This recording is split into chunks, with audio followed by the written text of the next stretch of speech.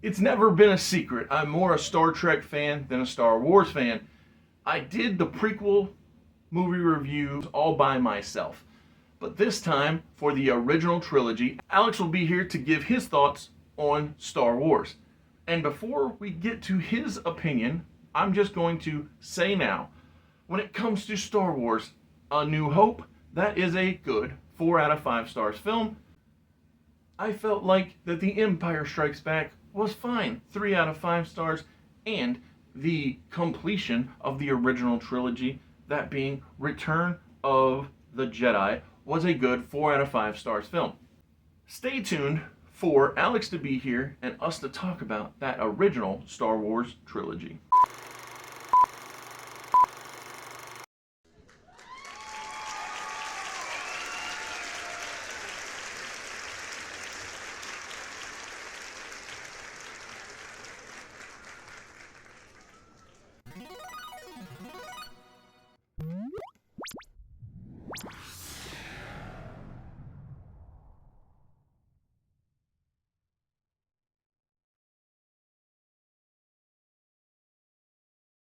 Alex, thank you for coming back.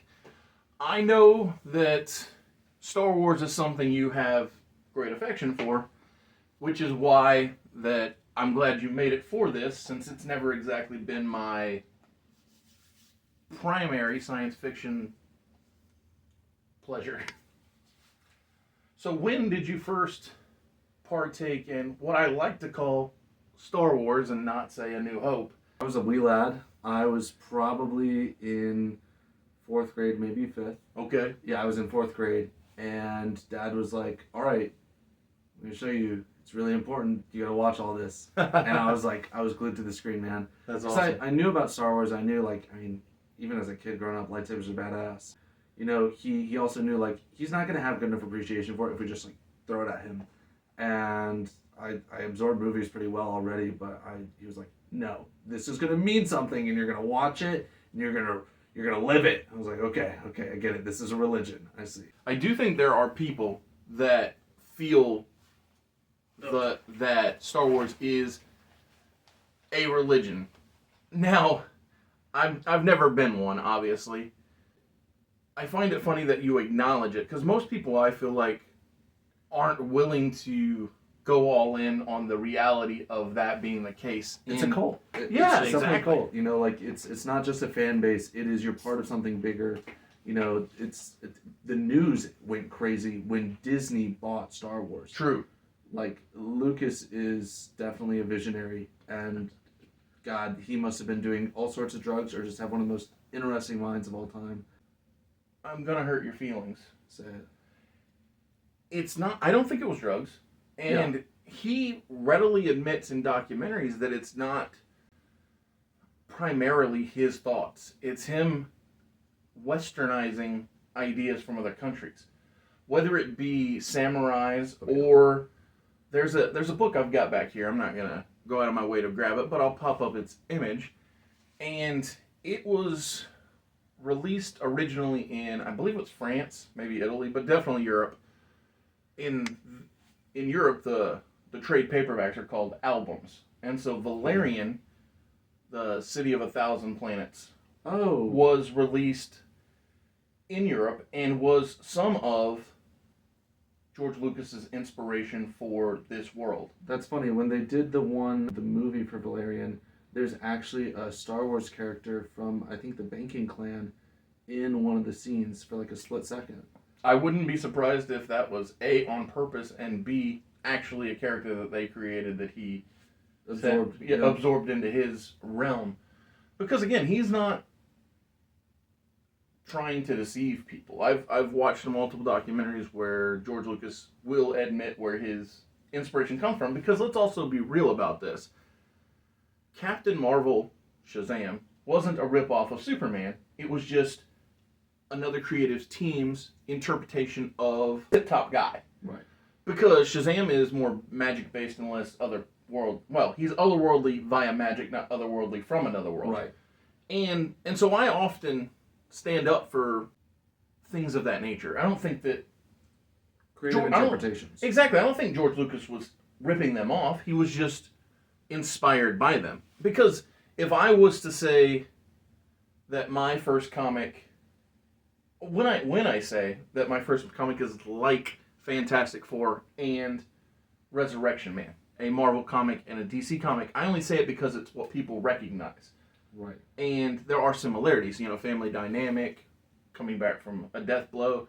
There's tropes and influences that set you forward on that path. Exactly. But you still forged your own path. Absolutely. And that's the same with George Lucas. He has a lot of originality along with a lot of borrowing / being inspired by. So, yeah, I'm not like anti George Lucas. I understand. I think my third video on the channel was asking, how do you know if your ideas are George Lucas ideas or Tommy Wiseau ideas? Do you know who Tommy Wiseau is? Yeah. Okay. I did not. Yeah, that is correct. And so it was just me thinking about the general concept of both of these men believed in themselves, right? Tommy Wiseau thought, "Oh, The Room is my masterpiece," and George Lucas actually did make movies that people believe are masterpieces. So, that's why I made the video of just wondering, how do you know which one you're closer to? Yeah, no, What was your conclusion then? I didn't come to one. I currently I'm very Tommy. Currently, success-wise, but I will say that everybody who commented on the video said, "Don't worry, you got George in you," because as you know, you've read what I've written. Yeah. I don't think that my stories are bad, and they're certainly not cringe-inducing like The Room. So I think it more just comes down to needing a Steven Spielberg type friendship to get off the ground, because American Graffiti wasn't nearly as big as Indiana Jones or Star Wars in the case of George Lucas. And you're not going to bag top artists like John Williams without knowing a couple guys. Yeah, exactly. That's true. To comment on the whole differentiating factor, I would say it's like with your recent theme with Superman, it's hope. Right? Oh, yeah, thanks. A new hope. It is the hope that is Superman. It is this idea that when people get involved in a story, there is something bigger to believe in. Oh, yeah, I think sure. is a large differentiating factor.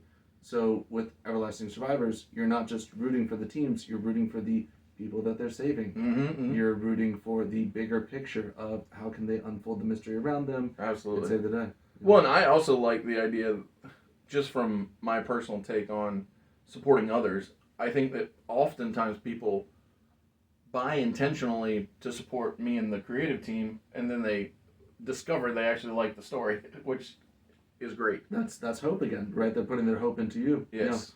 So I think it's a human trait. We want to hope. So, I appreciate you. I'll say this when it comes to the idea of your father getting you into Star Wars.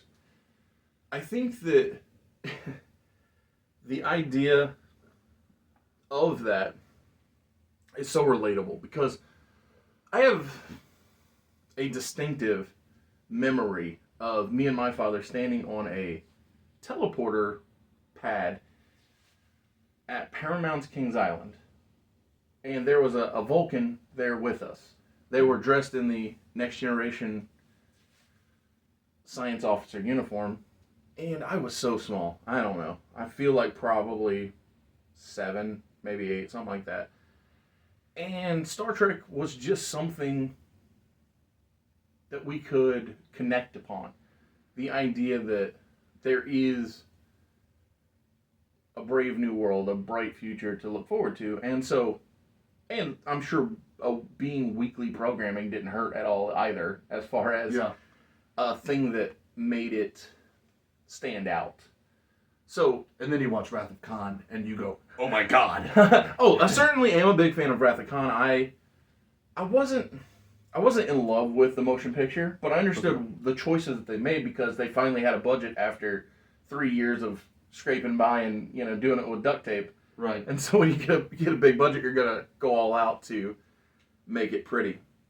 But yeah, what is your score for A New Hope or Star Wars? I don't know. What was it called when you watched it? It was A New Hope. Okay. Right? But I didn't watch the re-edited, the whole who shot first. I watched the VHS copy. Han shoots first. Oh, that's awesome. Okay. Standard, like old trumpety sounds for the introduction. That's good. Man, it's at least great. It's Okay. at least great because you can't you fall into this world. You don't just this is just the beginning. Like this is well established. Yes. The scroll text intro puts you exactly in perspective and lets you know what is happening at that very moment. It launches you into the action with Tantive being chased down by Vader, and they don't hold back. The dialogue is interesting. The characters are wacky. Oh, sure. They take it so seriously. Yes. And it's not shot in a poor manner. It's shot professionally. That's true. Like, yeah, the shot composition, the editing. Yeah, I mean, original. Lucas lighting and magic. Yes. Is insane. Literally changed the game on purpose. Yeah, yeah. The prop design, the sound effects are nuts. Yes. Yeah. The sound team literally like they made things brand new to make it make sense. And no, I understand where you're coming from. If you've watched or will go back and rewatch my prequel video, you'll see that I've never been a fan of the scrolling text. Yeah. I much prefer show don't tell when it comes to storytelling. And if I have to read, what is it, about 3 paragraphs before I can dive into your world, I don't need it. And here's the other thing. Because I've never, ever, not one time, sat down, paused the screen, and read all of these, it also shows it's not necessary whatsoever. You could probably, the audience could definitely infer what's going on. Yeah, that's what I mean by it's not necessary. Yeah. It certainly is, I'm sure, a help, but it's not. That's a good point. I like that it does its own thing though, and it's unambiguous about we are going to be different and we are going to be Oh, sure. Yeah. Yeah, I think I heard somebody say that they got fined for not putting the credits up front because at the time that the movie first came out, it was like standard practice that you say starring, Luke Skywalker, Han Solo, and they yada paid yada. every single fine every Just time they ran the movie. to make it the way that Lucas wanted, exactly.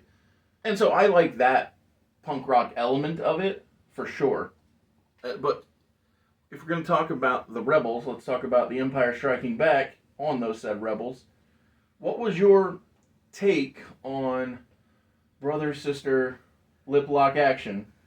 Dude, Lucas is so weird for writing that in. Because you look at people complaining about the prequels nowadays, and there are many valid complaints. Sure. Or not just for the prequels, the sequels especially. Yeah. I cannot imagine being someone who's like 20 and you go in, wow, Star Wars 1 was so good. I wonder which guy Leia's going to pick. Her brother! Yes. That's actually a joke on that 70s show. The idea that when the first movie came out, Eric Foreman, believes that Leia's going to end up with Luke Skywalker because he's the hero, not the rogue, rebellious scamp, Han Solo.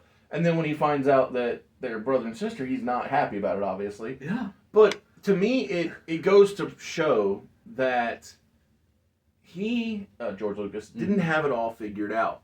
Which, again, you don't have to. But when you blow up so big that you become... You create a cult. Yes, you create a cult, create a religion out of it, then you're going to have that hanging over your head. Yeah, Lucas is one quirky guy. I don't love it. Not a fan. But it's in there, I guess. Yeah. Speaking of religion, I would say that that's one of the things that really drew me to this sci-fi side. Is like the idea that in episode 4, they're like, "Oh, Vader, you're all worked up over that quirky old religion," and he's like, "I find your lack of faith disturbing," and he's ready to choke this guy out. Yes. One of his superior officers, right? Like commanding men. Yep. And he's super serious about it. Of course, because like you said, it's how can the audience take it seriously if the writing or the acting, the team doesn't take it seriously? Exactly. And so because they treat everything like it matters, it's why that it's easy to get a cult following. I like the geopolitics of 1, 2, and 3. The Force-sensitive nature and focus on that connection with yourselves and the whole world around you of 4, 5, 6 blows my mind, though. I love it so much. Yoda's teachings, he lets off so many great quips of wisdom and just told in the silliest way. Yeah. Like, this is actually like a life lesson being told to me by this old wizard.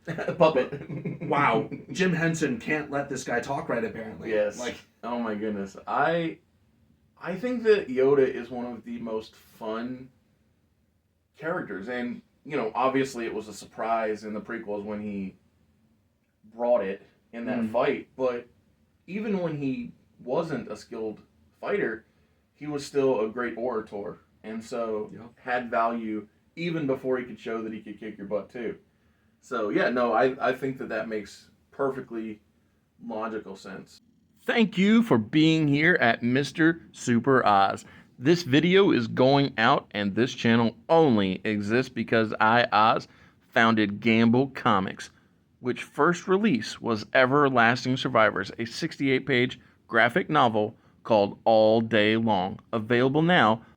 Follow the link in the description that will take you to gamblecomics.com. While there, you can get hats, shirts, posters, much, much more. But most importantly, the story itself.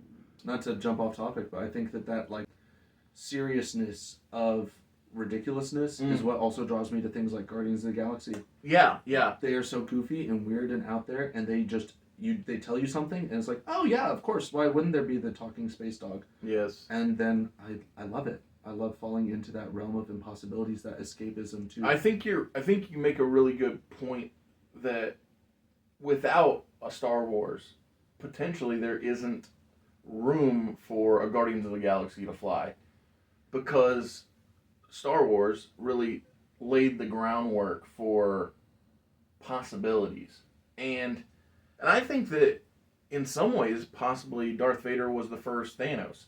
A character so looming large, ominous, that it's like the less you see him, the more he's lurking. Lurking, exactly.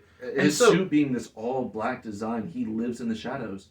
He, like what you were saying, he's a ninja. Yeah. He lives in the darkness, and Lucas takes from that for sure. Yeah, and so yeah, you make a good point that Star Wars seems to have helped Marvel get off the ground. And I mean, legitimately, James Gunn has said that Star Wars is his roadmap to making the DC universe. Meaning, films don't have to be released in the correct order for him to... It just has to be a good story. He said, if the story's good, I'll put it out, and then we'll figure out where the continuity is as we go, because it's more important to put out a good movie than for it to be, perfectly in line with what has been. And I would rather, instead of just diving down this, like what Disney continues to do, they keep hammering down, filling in every little crack that's happening between these movies. I want to see a random thing. I want to see, like, that's what makes Rogue One so good. Even if it wasn't the Death Star plans. Mission Impossible 3 does this. Okay. Where the USB device, just like the rabbit's foot. Yes, yes. You don't know what it does. It's going to end the world, presumably. It's being carried around by these bad guys. But they construct this whole story around it, and it's all about the characters. Yes, good point. Yep. And I would rather see a good story like Rogue One, or a heist story like the Solo movie. Yeah, I really enjoyed Solo. Yeah. So I've reviewed everything that happened before this trilogy. So Solo, Rogue One, and the prequels. I know there are people who I'm friends with who aren't a fan of Solo. But so far it's my favorite Star Wars story. Yeah. And that's entirely valid. Viden Dross is menacing. Yeah, absolutely. He's terrifying. I really enjoyed the romance, because I don't know, like it was like you could see the echoes of what is to come, but also it stood in and of itself on its own 2 feet, which I was like, hey, that's good stuff. I really liked Woody Harrelson's character a lot too. Yes. I think he was my goodness, Woody so Harrelson. I don't think I've seen that guy do anything that I wasn't like, I like that guy. Empire. That's a tough call, but I would say it's also great. Cool. Because it's like, I think that their camera tech was better. I think the acting was a little better because they had really gotten to know each other. There's parts where you watch episode 4 and you're like, oh, you guys are just now interacting. Well, and Harrison Ford, I think, came off of like a construction site for George Lucas or Steven Spielberg or somebody. He was like painting something. When he had acted in something, but he wasn't a top guy. He wasn't the main star. He wasn't the guy. He was still doing regular guy work. And he was doing the regular guy work for somebody. I can't remember now if it was Spielberg or Lucas or whoever it was, but because they wanted to find the perfect person for Han Solo. He was that important. And they're like, oh, it's this kid. And so you bring him in, and it's like, yeah, that's our guy. And then later he becomes Indiana Jones, obviously. Right. 5, just for me, like, you go from watching 4, and then, like, if you start the next one right after it, you see, oh, their cameras are way better. Mm-hmm. Oh, even their set and prop design, they were like, oh, we've been doing this for 2 to 3 years now. We've really got this rhythm down. Oh my gosh, the set design is off the charts for me. That's beautiful. You feel like you're there. It's not just like, oh, this is a funny little sci-fi movie. They made it real. Yeah. I love it. And so the finish line for what everybody for years thought was the Star Wars trilogy, Return of the Jedi. And so with that, I didn't love the miniature Wookiees.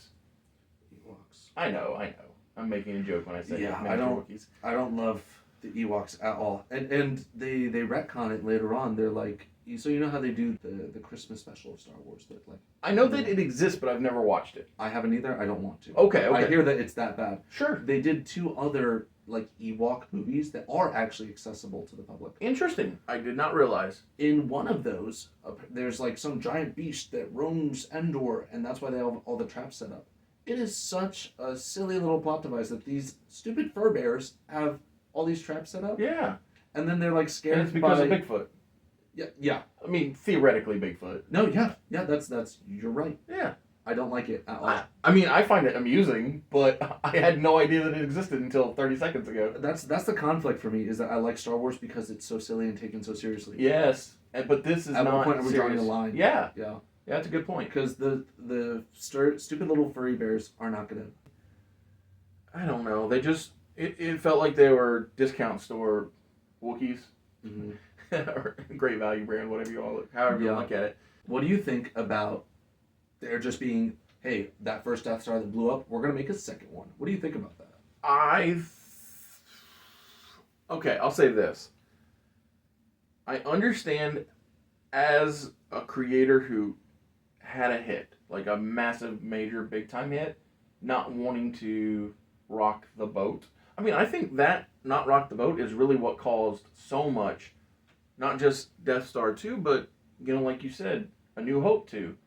I think that is what caused a lot of it. And so, like, I'm not like, offended by it. I get it. Yeah. Like, it's like me in Star Trek, right? Oh, it's the Enterprise, it's the Enterprise, it's the Enterprise. It's like, we're going to stick with the girl who brought us to the dance. And so, right. we're not going outside of our comfort zone. So, I get that. And because I didn't care enough to let it bother me, I can't say that it bothers me. I think that it's not too bad. I think that audiences nowadays, if that were to happen, right? If, let's say, Star Wars is an established fan base. Yes. And then somehow, like, theoretically, they release 4, 5, 6. Yes, okay? Yes. And they saw the second Death Star, people would freak out online. But it's not, this is going back to that whole idea of you're telling a good story. The point is not Death Star 2. It is not Lando blowing up the Death Star. It is the battle between Luke and Vader, and eventually Luke Vader versus the Emperor. Yeah, absolutely. It's more the family dynamic than it is whatever you call the weapon. Yeah. Like, you call a lightsaber a doohickey. Yeah, and it's still the same story. Not as good of a name, but, the story is about the interplay between the characters. So, yeah, you're right about that, basically. What I hear is that when they were marketing for Return of the Jedi, Luke was constantly wearing that all-black suit. Yes, it's true. He's got the shirt on, the pants, and everything. Yes. And the I think he even had black leather gloves. Yes. I love it. I love that at the end, throughout the battle, when he shows that he's not going to join his father, the lapel flips open, and he is the light inside the darkness. And you could see his internal struggle. Yeah. His friends are being captured. His master and mentor just died. His second one just died, right? Yes. Like, his whole family is dead, and his father is the evil overlord of the galaxy. Yeah. But I love the redemptive concept of bringing your dad back from, bringing somebody back, in this case his father. And, no, I like that part for sure. I like it. I like the costume design idea. Mm-hmm. I like Vader being the full cyclical. He is the chosen one. It is about balance. It is not, you will save the light from the dark. It is, you will balance them. Yeah, absolutely. And he did. He took out all the Jedi, and he took out all the Sith. And it was, I think that it is a really good story. Yeah. So does that mean you give it a 4 out of 5? 3.5, maybe a 4. Okay. I'd say 4. Yeah, that's cool. I don't do halvesies because I don't believe in it. So I was rounded up. Yep. So even if you said 3.5, I would round it up to 4. I can't do the Ewoks. They really break it down for me. Sure. And I think the pacing is really good on 3 or 4 and 5. Yeah. And then you go to Endor and it just hits a brick wall real hard.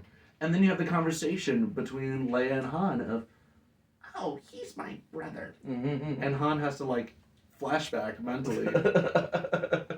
I think I'll just let that go. Yeah. He's like, I'm a fan of Carrie Fisher, so we'll let that go. Yeah, no, I think it's a really good story. I really like it.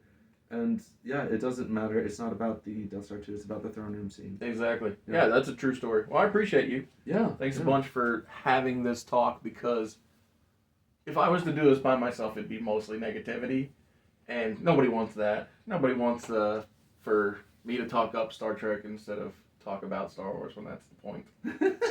Have you ever seen the movie Fanboys? No. A, watch it.